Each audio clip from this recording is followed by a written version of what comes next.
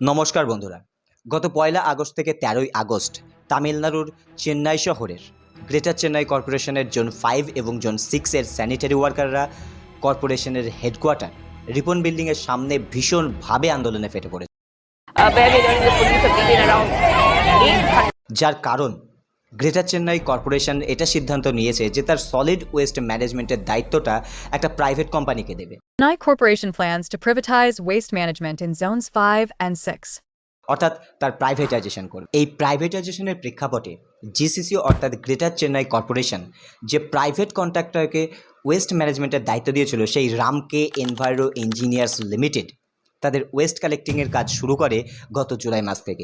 ঠিক তারই কারণে জোন 5 অর্থাৎ রায়পুরম এবং জোন 6 অর্থাৎ তিরুভিকানগরের প্রায় ২,০০০ স্যানিটারি ওয়ার্কার গত ১লা আগস্ট থেকে ১৩ই আগস্ট অবধি সিটি হেডকোয়ার্টার অর্থাৎ রিপন বিল্ডিংয়ের বাইরে ক্যাম্প বসিয়ে এই প্রাইভেটাইজেশন প্ল্যানের প্রতিবাদে অনবরত আন্দোলন করে। তারা পিসফুল্লি রিপন বিল্ডিংয়ের সামনে প্রোটেস্ট করছিল, কিন্তু মাদ্রাস হাইকোর্টের দুজন বিচারপতি যথা চিফ জাস্টিস মনীন্দ্র মোহন শ্রীবাস্তবা এবং জাস্টিস সুন্দর মোহনের একটা নির্দেশে পুলিশকে আদেশ দেওয়া হয় তাদেরকে রিপন বিল্ডিংয়ের সামনে থেকে সরিয়ে দেওয়ার।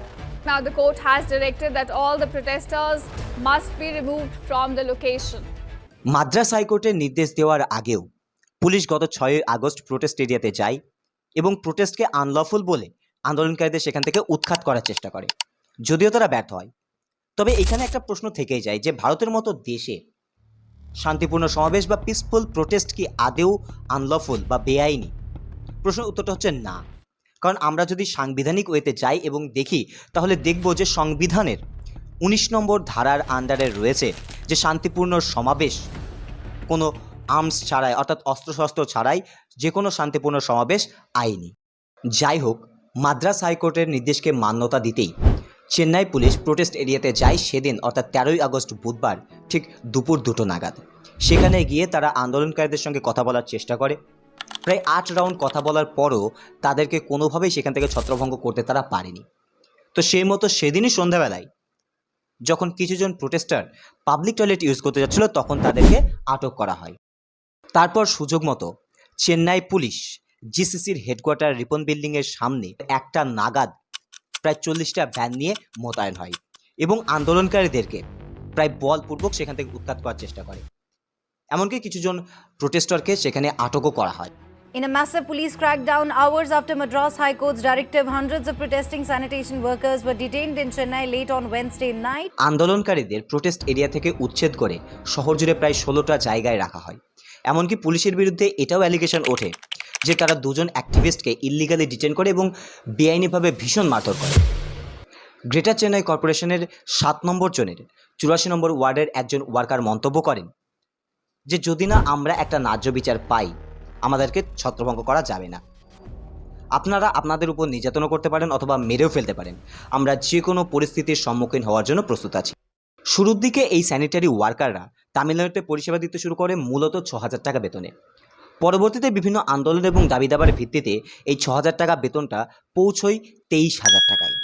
যখন তাদের মনে হলো যে এখন হয়তো তারা তাদের দাবির হাকদার হয়েছে, কিন্তু হতাশ হলো যখন ২০২০ সালে কোভিড আউটব্রেকের সময় ৭টা জোনকে প্রাইভেটাইজ করা হলো এবং বর্তমানে ২০২৫ সালে আরও ২টি জোন প্রাইভেটাইজ। যদি তাদের কাজটাকে প্রাইভেটাইজ করা হয় তাহলে তাদের বেতন ২৩,০০০ টাকা থেকে কমে অনেকটাই নিচে আসবে, যেটা তাদের দৈনন্দিন জীবনযাপনের যে বেসিক নিড সেটা পূরণ করার ক্ষেত্রে অনেকটা বাধা সৃষ্টি করবে এবং আরও অন্যান্য ধরনের অনেক সমস্যার সম্মুখীন তাদেরকে হতে হবে। তাই তাদের দাবি খুব যৎসামান্য যে তাদের কাজটা যাতে প্রাইভেটাইজ না করে রেগুলারাইজই রাখা হয়, যাতে তাদেরকে দ্বিতীয়বারের জন্য আর দারিদ্রতার সম্মুখীন না হতে হয়। আনন্দ নামের একজন প্রোটেস্টার মন্তব্য করেন যে যদি ওরা আমাদেরকে এখান থেকে উচ্ছেদ করার চেষ্টা করে আমরা ছত্রভঙ্গ হওয়ার চেয়ে মৃত্যুকে মেনে নেব। আমরা এখানে ততক্ষণ থাকবো যতক্ষণ না আমরা আমাদের লাইভলিহুডের জন্য কোনো ন্যায্য সমাধান পাচ্ছি।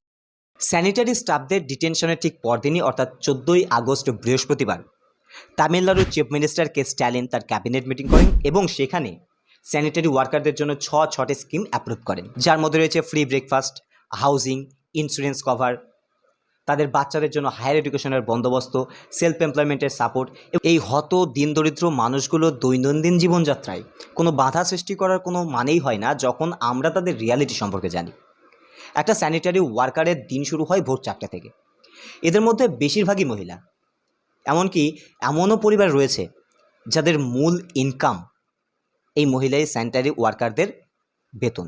তারা ভোরে উঠে রান্না করে, বাড়ির অন্যান্য কাজকর্ম শুরু করে এবং ঠিক 6:30টার সময় তারা তামিলনাড়ুর রাস্তায় নামে রাস্তাঘাট পরিষ্কার করার জন্য। তামিলনাড়ুর এই স্যানিটারি ওয়ার্কাররা শহরের ড্রেন, পাবলিক টয়লেটস, প্রাণীর মৃতদেহ সহ আরও অন্যান্য অনেক আবর্জনা পরিষ্কার। நாய் செத்து நாத்தாச்சு புழு நோண்டி கண்டுதா அதை நாங்க போயிட்டு 2 கையால வாரி போட்டு தூக்கி போடணும்। তা সত্ত্বেও তাদের কোনো সেফটি ইকুইপমেন্ট যেমন bleaching powder, gloves, gumboot, mask আরও অন্যান্য যে সেফটি ইকুইপমেন্টগুলো হয় সেগুলো তাদেরকে প্রোভাইড করা হয় না। এক্ষেত্রে বলা যায় যে যদি কোনো পাবলিক অফিসিয়াল কোনো একটা কাজের ভয়ঙ্কর পরিণতি জানা সত্ত্বেও ওয়ার্কারদের যদি কাজে যেতে বাধ্য করে, তাহলে তাকে কালপেবল হোমিসাইড অর্থাৎ আইপিসি 304 ধারা অনুযায়ী চার্জ করা যেতে পারে। আইপিসি 304 ধারা তখনই লাগু হয় যখন কোনো ব্যক্তিকে মারার উদ্দেশ্য না থাকা সত্ত্বেও ব্যক্তিটির মৃত্যু হয়, অথবা কোনো শারীরিক আঘাতের কারণে মৃত্যু হয়, অথবা কোনো একটা ব্যক্তির এমন কোনো উস্কানিমূলক বা প্রশমনমূলক কর্মকাণ্ডের ভিত্তিতে একজনের মৃত্যু হয় বা তাকে মরতে বাধ্য হতে হয় বা সে সুইসাইড করে।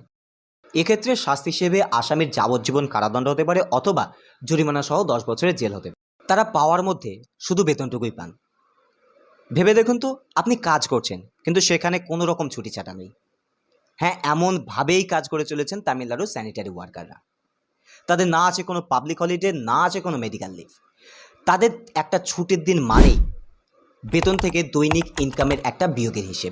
আরও একজন ওয়ার্কার বলেন যে আমরা আমাদের জীবনকে বাজি রেখে কোভিড-19-এর সময় অনবরত কাজ করে গেছি, তা সত্ত্বেও আমাদেরকে কোনো স্বাস্থ্য বা আর্থিক সহায়তা দেওয়া হয়নি, বরং আমাদের বেতন থেকেই 5,000 টাকা করে কাটা হয় তারা আমাদেরকে যে খাবার দিয়েছিল সেটার জন্য। এই প্রসঙ্গে মাদার টেরেসার একটা উক্তি ভীষণভাবে প্রচলিত। তিনি বলেন যে দারিদ্রতা ভগবান সৃষ্টি করে পাঠায় না, দারিদ্রতা আমি আর আপনি সৃষ্টি করি ঠিক তখনই যখন আমাদের কাছে কিছু থাকা সত্ত্বেও সেটা আমরা ভাগ করে নিই। তো তামিলনাড়ুর এই হত দিন দরিদ্র স্যানিটারি ওয়ার্কাররা তাদের দিন দারিদ্রতার জাল থেকে ততদিন বেরোতে পারবে না যতদিন পর্যন্ত তাদের সঙ্গে এই অন্যায্য বিচারটা হতে থাকে। এই স্যানিটেশন ওয়ার্কের জন্য শিডিউল কাস্ট এবং শিডিউল ট্রাইবসের মানুষরাই একমাত্র হাতিয়ার, যাদের মধ্যে 9.2% আসেন ব্যাকওয়ার্ড ক্লাসের মানুষেরা, 21.6% আসেন শিডিউল ট্রাইবস জাতির মানুষেরা, আর বাকি মেজরিটি অংশ অর্থাৎ 64.6% মানুষ আসেন শিডিউল কাস্ট জাতি থেকে। এই ওয়ার্কফোর্স বা লেবারের বেশির অংশটাই হলেন বিধবা এবং ডাইভোর্স মহিলারা, যারা একা হাতে স্বতন্ত্রভাবে নিজের সংসার চালান। 50 বছর বয়সী একজন স্যানিটারি ওয়ার্কার রথিনাম, যিনি জোন 5-এ প্রায় 15 বছর ধরে কর্মরত, তিনি একটা স্টেটমেন্ট দেন। তিনি বলেন যে আমরা ইউজ করা কন্ডোম হাত দিয়ে তুলি, এমনকি স্যানিটারি প্যাডও তুলি। তারা প্রায়ই আমাদের গ্লাভস দেওয়ার জন্য হাতের মাপ নেয় আর জুতো দেওয়ার জন্য পায়ের মাপ নেয়, কিন্তু আদেও সেগুলো আমরা কখনো পাইনি বা কখনো ব্যবহার করিনি। জুতোর কথা ছাড়ুন, এমনকি তারা প্রপার বাস্কেট বা ঝাঁটাও দেয়, সেগুলো আমরা নিজেদের টাকায়। 2023 সালে social awareness society for youths তার একটা রিপোর্টে দেখায় যে 2022 সাল থেকে এখনও পর্যন্ত প্রায় 43 জন স্যানিটারি ওয়ার্কারের মৃত্যু হয়েছে আবর্জনা পরিষ্কার করার সময়। এখন কথা হচ্ছে, ইন্ডিয়া বিশ্বের 4th লার্জেস্ট ইকোনমি বর্তমান সময়, তাহলে তা সত্ত্বেও কেন এই দিন দরিদ্র মানুষগুলোকে, যারা আমাদের হাইজিন মেনটেন করার জন্য দিন রাত কঠোর পরিশ্রম করে চলেছে, তাদেরকে সম্পূর্ণ বেতন, সঠিক ইকুইপমেন্ট অথবা আরও অন্যান্য যে সমস্ত ফেসিলিটিগুলো হয় সেগুলো দিতে পারছে না? কৌটিল্য ইকোনমিক কনক্লেভে ভারতের একজন বিখ্যাত অর্থনীতিবিদ মন্তব্য করেছিলেন যে পুরনো দিনগুলিতে ওয়ার্ল্ড ব্যাংক ইন্ডিয়াকে বলতো কী করতে হবে, কিন্তু এখন ইন্ডিয়া ওয়ার্ল্ড ব্যাংকে বলে কী করতে হবে। যদি ঠিক এমনই পরিস্থিতি হয়, তাহলে কেন তামিলনাড়ুর এই স্যানিটারি ওয়ার্কারদের সঙ্গে এই অন্যায্য ব্যবহারটা হচ্ছে? তাহলে এটা বলা যেতে পারে এটা অবশ্যই ভারতের জন্য লজ্জাজনক। এখন প্রশ্ন হচ্ছে সমাধানটা কি? অর্থাৎ তামিলনাড়ুর এই স্যানিটারি ওয়ার্কারদের যে কাজটা, সেটাকে কি রেগুলারাইজ করা যায় না? মাদ্রাস হাইকোর্টের মতে স্টেট অফ তামিলনাড়ুর একটা নির্দিষ্ট আইন আছে রেগুলারাইজেশন অফ ওয়ার্কের ক্ষেত্রে। Tamil Nadu industrial establishment conferment of permanent status to workman act 1981 অনুযায়ী যদি কোনো ওয়ার্কার 24 মাস বা 2 বছরে 480 দিন কাজ করে তাহলে তাকে পার্মানেন্ট ওয়ার্কারের স্ট্যাটাস দেওয়া হবে। তো তার ভিত্তিতে বলা যেতে পারে তামিলনাড়ুর যে সমস্ত স্যানিটারি ওয়ার্কাররা গত 15 বছর ধরে এক নাগারে কোনো ছুটি ছাড়াই কোনো বেনিফিট ছাড়াই কাজ করে চলেছেন তাদেরকে অবশ্যই পার্মানেন্ট স্ট্যাটাস দেওয়া দরকার, অর্থাৎ তাদের কাজটাকে রেগুলারাইজ করা দরকার। দশকের পর দশক ধরেই এই স্যানিটারি ওয়ার্কাররা তামিলনাড়ু সরকারের অধীনে ন্যাশনাল আরবান লাইভলিহুড মিশনের আন্ডারে এমনভাবেই অকঠ্য পরিশ্রম করে চলে।